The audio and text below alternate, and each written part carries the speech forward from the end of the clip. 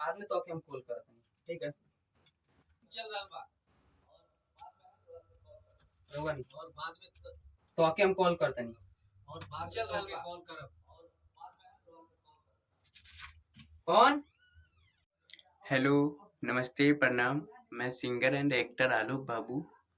आज हमारे मूवी का डबिंग चल रहा है मुंबई में, और ये मूवी बहुत जल्द आप लोग के बीच आने वाला है।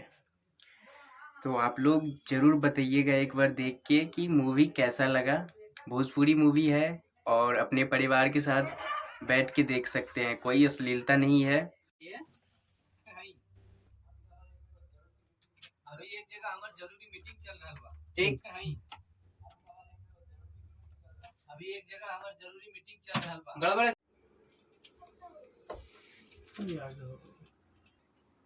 और आगे और आगे यहाँ पे है आप? इंटरवल के बाद इंटरवल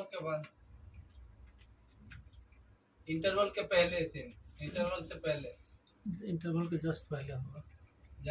इस सीन से पहले यहीं पे एक बाइक लेके आएगा। ये बात चेक कर रहा हूँ भाई कहाँ है।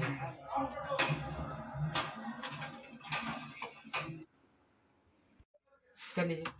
हम तो कितना मस्ती में टेक एक मिनट